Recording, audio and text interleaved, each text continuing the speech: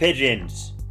They're just a bunch of silly little gray birds who move their silly little heads back and forth when they walk around, and that's all there is to them. Right?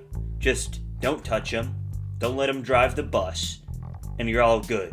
You see, that's the narrative that I had been fed about pigeons for my entire life. But recently, I've been questioning it. All because of a specific flock of pigeons in Porter Square, Somerville, Massachusetts. This flock of pigeons likes to hang out at the Porter Square train station. And to be frank with you, I don't blame them. The shiny rooftop, the big spinning sculpture thing, that patch of moss by the train tracks, and of course the intricate carvings of unknown primordial civilizations. It seems like a real nice place to be. What really fascinated me about this group of pigeons was how cohesively they acted together in a group. Whenever they took off and flew around, it was like the entire flock was operating as one entity. When one pigeon took off, all the pigeons took off, and it seems like they're taking off pretty instantly. Not in the same few seconds, like at the exact same moment. It's wacky. I've never seen such synchronicity. I've seen humans do their little synchronized swimming routines. They're pretty good, but they're nothing like these goddamn pigeons. And the pigeons don't even have rehearsals or anything. I desperately wanted to find out what their deal was, but since the pigeons wouldn't speak to me directly, I decided I needed to talk to some of the average Joes, the humans who share the Porter Square intersection with the pigeons.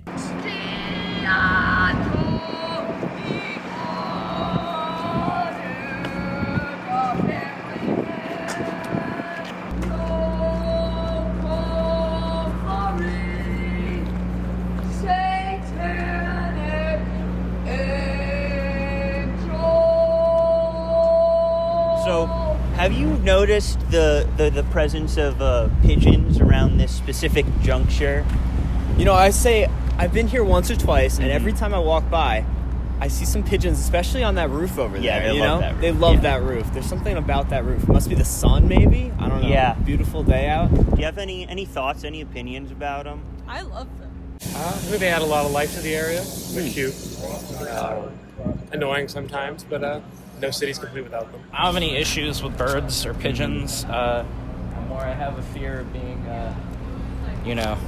shat on by them. Yeah, that's reasonable. That's kind of a big fear of mine. I don't like feces that much. I wish I was a pigeon.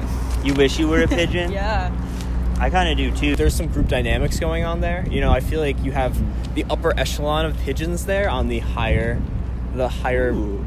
bar there, you know? I mean, I Interesting. feel like there's a little bit of a society forming. That is an interesting thought. I wasn't thinking about like class divisions within the pigeon community. I feel like humans can sometimes go against the collective groupthink, plague, but birds have smaller brains. I don't know, birds are just built different.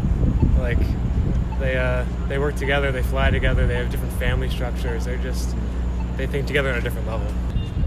Most birds are just eager followers, they just follow. Do you think us humans could learn anything from them?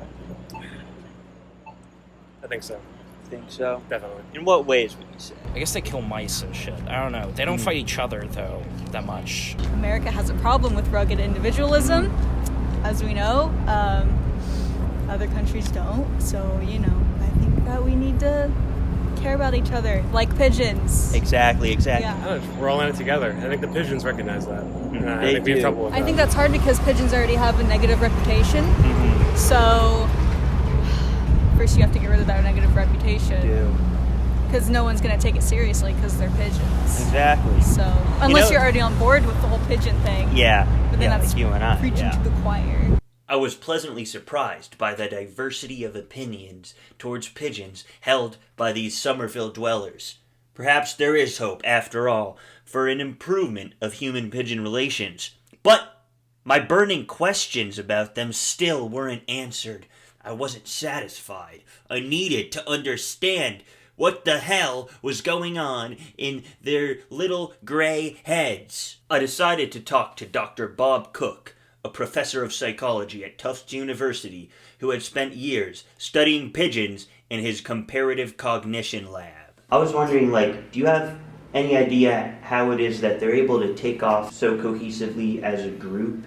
Well, part of that is illusory in the sense that it looks very simultaneous, but it tends not to be. But what each animal is doing is attending very closely to the animals in its immediate vicinity.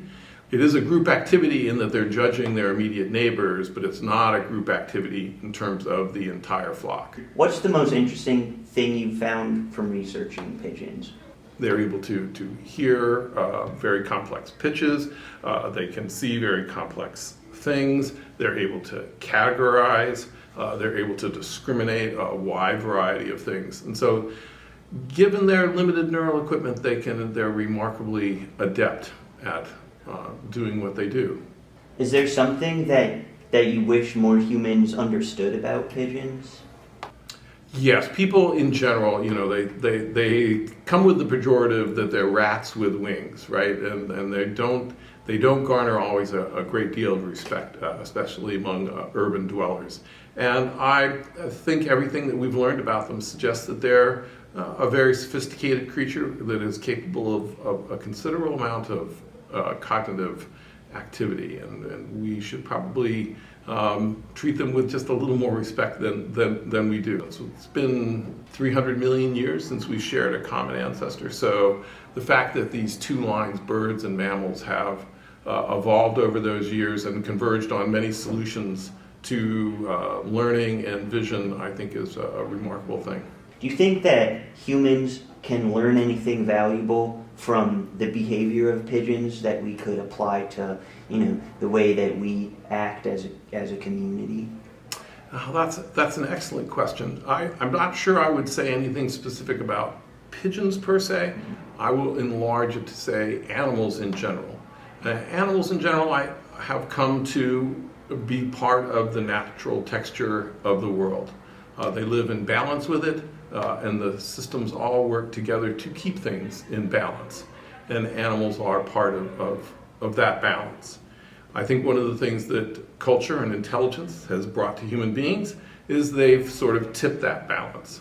So we are much more capable of controlling nature, controlling our very DNA, and upsetting that balance. And I think that the kinds of challenges that we're seeing with regards to climate change and political instabilities really stems from those things that are unique to human beings. And I think if we were to think about our place within the planet as a whole, I think we might be able to live in a little better concert than we currently are. Bob Cook's words gave me plenty to think about.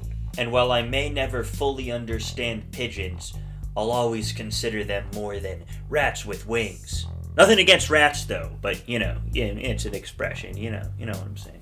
Humans may have larger brains than pigeons, but those larger brains have created for us a culture in which each person is encouraged to define theirself by what sets them apart from the rest, rather than by how they support and play a role in their community. Everybody wants to be a maverick who drinks almond-flavored water, and not one of those mindless sheep who drinks water-flavored water. Perhaps it's time to step back and take a look at this unsustainable culture and reevaluate our sense of human superiority.